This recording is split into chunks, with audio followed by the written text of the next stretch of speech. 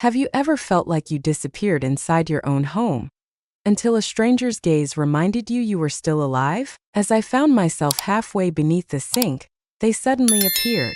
With my hair in disarray and a wrench clutched tightly in my hand, I am certainly not concerned with making an impression on anyone. Yet, as I rose to my feet and caught their gazes upon me, I chose not to adjust my shirt. I chose to stay put. I simply smiled and invited them inside. Before we dive in, if you're a familiar face around here, be sure to give the video a thumbs up and subscribe. Supporting the channel in this way ensures that the stories continue to flow effortlessly. Welcome to all newcomers. Brings me joy to have you here. Let us commence. Just as I found myself halfway beneath the sink, a knock echoed through the room.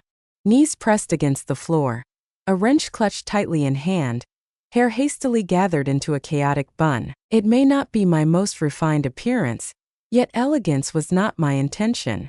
I extricated myself just as the door creaked open, hastily drying my hands on a kitchen towel and feigning innocence, as if I hadn't been quietly lamenting the leak for the last hour. With a smirk, I remarked, "I didn't anticipate needing backup for a leaky faucet." The elder smiled with a polite demeanor, his hair touched with gray at the temples, broad shoulders exuding strength, and a calm presence that filled the room.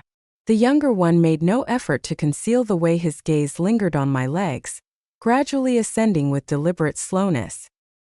He stood tall and tan, perhaps around 30, with a confidence that was both relaxed and disarming, stirring within me a blend of wariness and curiosity. "I enjoy taking charge," the younger one remarked, casting a playful wink as he placed his toolbox on the ground. "Ensure that the task is completed with precision." I let out a sigh and pivoted toward the coffee machine. I was on the verge of brewing a cup. "Would you both like one?" My tone remained relaxed, yet the way I rested against the counter, shoulders squared, neckline slightly exposed, was no mere coincidence. The older one replied, "Black, thanks." "Whatever you're having," the younger one remarked, positioning themselves just a tad too near. Not quite making contact, yet near enough to sense the tension building in the air between us. As I passed them their mugs, my fingers grazed his, and I felt the connection. That spark, real and mutual. He gazed at me as if pondering the true essence of the woman before him. To be honest, I found myself pondering the very same question. As I crouched to pry open the cabinet beneath the sink once more, I sensed the weight of their gazes upon me. I took my time. I left my shirt as it was. I allowed them to gaze. As I straightened my posture and noticed the younger one watching me intently, I met his gaze and offered a smile. I remained silent when I noticed him gazing intently. I lingered for a moment, feigning the act of adjusting the dish towel, fully aware that their gazes remained fixed upon me. The younger one muttered under his breath, a hint of surprise in his tone, as if plumbing held unexpected advantages, though his words were not quite soft enough to pass unnoticed. The older man cast a fleeting glance his way, a blend of amusement and caution flickering in his eyes, yet remained silent, and I allowed it to linger in the atmosphere for a moment. I turned my head, locking eyes with the younger one, a slow, untroubled smile gracing my lips. As I folded the towel in half, I remarked, "The two of you arrived to address a leak, didn't you? I'm simply ensuring that you have a complete understanding of the situation." He let out a soft laugh, clearly taken by surprise that I would join in. The elder sibling struggled to maintain his concentration on the wrench he gripped, yet even he was not untouched by distraction. His eyes wandered each time I shifted. I lowered myself once more deliberately this time, extending my hand into the cabinet for a rag that was hardly necessary. Their quietude spoke volumes. A palpable warmth enveloped me, an unsettling gaze resting where it had no right to be. I adjusted my hips ever so slightly, just enough to gauge their reactions. I caught the younger one letting out a soft curse, barely audible, as he exhaled. As I regained my footing, I noticed he had moved nearer, not in contact, yet near enough that the heat of his skin lingered against my own. He extended his arm beyond me to grab the screwdriver resting on the counter, his skin brushing against mine as if it were of no consequence. I chose to stay put. Behind him, the elder halted his actions. For a fleeting moment, his gaze locked with mine. I maintained the gaze, unwavering, poised in anticipation. Silence enveloped us, yet an unspoken understanding lingered in the air. The atmosphere in that kitchen had undeniably transformed. The kitchen was enveloped in a hush, not entirely silent, yet each sound resonated with an unsettling clarity. The monotonous clink of metal instruments, the languid drone of the refrigerator, and the faint, far-off chirp of a bird beyond the window all felt overwhelmingly loud, yet silence reigned among them. The older one halted, his hand resting on the wrench, his gaze fixed on mine as if he were anticipating my words. I did not. I stood there, my heart pounding a bit too fiercely against my ribs, acutely aware of the warmth enveloping the room, which had little to do with the outside climate.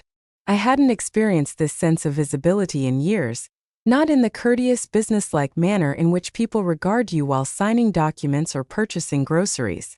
I referred to a gaze that remains, one that draws forth a part of you merely through its presence. Following the divorce, I reassured myself that I was okay, convincing myself that I no longer craved to be seen in that light, that I didn't long for the sensation of being touched, acknowledged, or desired. I had deceived. I missed it more than I was willing to acknowledge, and as I stood there, aware that two men were feigning interest in screws and pipes while their gazes lingered on me, it stirred something within, not just in my body, but in that quiet, aching part of me that I had neglected for far too long. The younger one maneuvered behind me, gliding past to seize an item from the counter.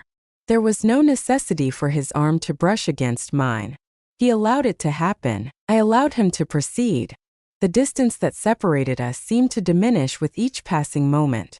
I shifted my gaze, observing the elder as he brushed a bead of sweat from his forehead with the back of his hand. He maintained his gaze. And that struck me deeper than any praise ever might. A fleeting spark of emotion coursed through my being, a scenario to ponder, a tale of wonder and imagination. I envisioned them surrounding me in silence, my back pressed against the counter, their hands discovering the neglected parts of me that had been overlooked for far too long. I envisioned them remaining silent, simply surrendering to the moment. As I had intended, I felt as though I was already halfway there. I attempted to dismiss the thought, yet it lingered longer than I intended. The younger one must have perceived something in my expression. "You're always this easy to read," he said softly, moving in closer. "Is today perhaps a day of significance?" His voice had dropped an octave, the playful banter replaced by a serious tone. A tone that seizes your breath, leaving your body in a state of bewildered anticipation. "I suppose that hinges on the perspective of the reader," I replied, taken aback by the calmness in my voice. He offered a smile.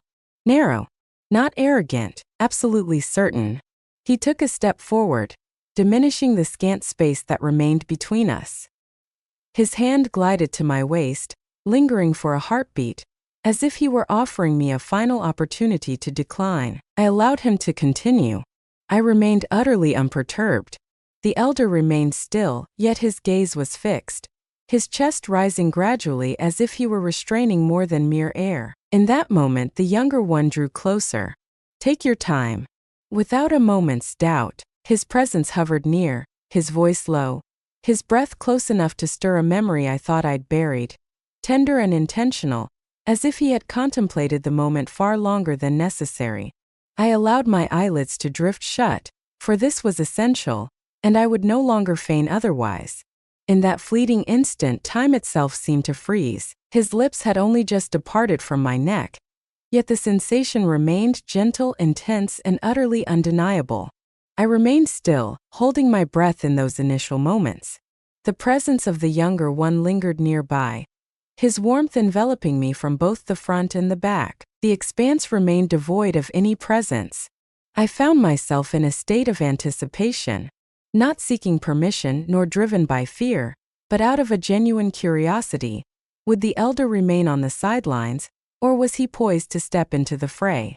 A gentle shuffle echoed on the tile, the faintest stir. Then a hand, more substantial and unwavering, settled softly on my shoulder. I remained unyielding.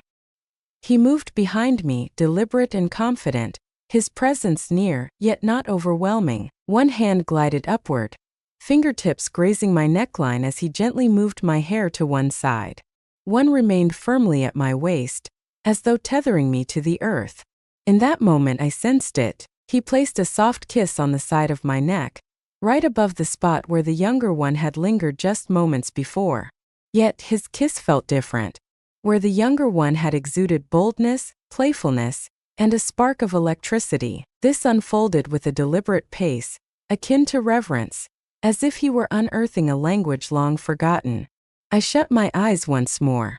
I leaned back into him with a calm and measured ease. In that moment, it dawned on me that I found myself caught between familiarity and the unknown.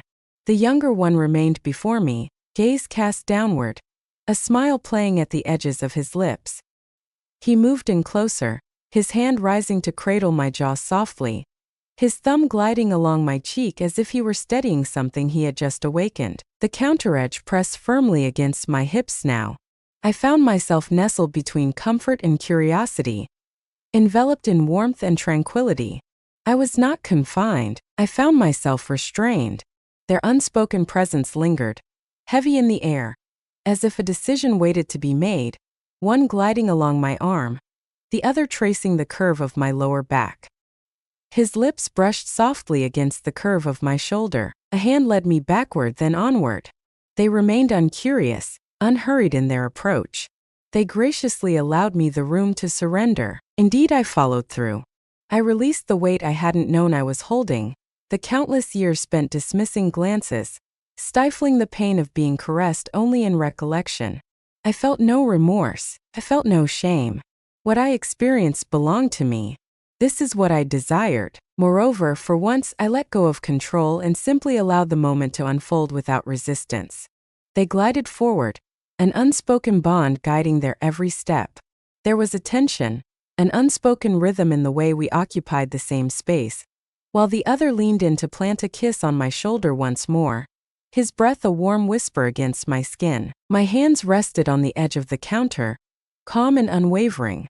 My body had ceased its charade. They moved in harmony, a seamless connection forged without the need for speech. One hand resting at my hip, the other gently lifting my chin, lips gliding along the base of my neck, then following the curve of my jaw. I leaned my head back, trapped between the two of them, and sensed the air vanish completely around me. The lines between touch and sensation had blurred beyond recognition. I was indifferent. Each movement mirrored the last, serene and deliberate. His closeness was undeniable, his gestures subtle but full of intent. A kiss brushed softly beneath my ear, a steady hand reclaiming my waist as my legs surrendered beneath me. There was no need for contemplation, no requirement for guidance. All I needed was to embrace my emotions, and I did so wholeheartedly. I wasn't the subject of a performance. I was neither a trophy nor a hidden gem, nor a mere figment of imagination. I was a woman who had ceased to conceal her desires, alongside two men who had abandoned the pretense of indifference towards their own wants. The moment lingered, elongated, silent, and uninterrupted. The elder whispered softly against my skin, the words lost to the air yet resonating deeply, leaving an unseen imprint behind. The younger one advanced in harmony, unwavering, assured. All that surrounded me, the room, the sounds, the echoes of the past, faded into a haze. It was just them. And then it came to a halt. In perfect synchrony, they both withdrew simultaneously. One hand glided from my back, while the other traced down my arm before releasing its hold. I lingered for just a moment more, my breath coming in quick gasps, the light casting a glow as my eyelids fluttered, heavy with fatigue. The younger one broke the silence first, their voice quieter than it had been previously. Is there anything else that requires attention? I gazed at them, one sporting rosy cheeks, the other attempting to conceal a subtle grin, and a smile crept onto my face. Perhaps it shall be tomorrow. It wasn't my intention for things to unfold in that manner, yet perhaps that's precisely the essence of it all. I too did not intervene. Once I welcomed them into my world, I found myself wishing for the moment to last forever. Speak truthfully, do you long to be there as well? If you found yourself in that position, what actions would you take? Share your thoughts in the comments below. I shall immerse myself in the pages of a book. If you haven't done so already, be sure to give the video a thumbs up, subscribe, and activate notifications to stay updated on what's coming next. Thank you for joining us and for being a part of this experience.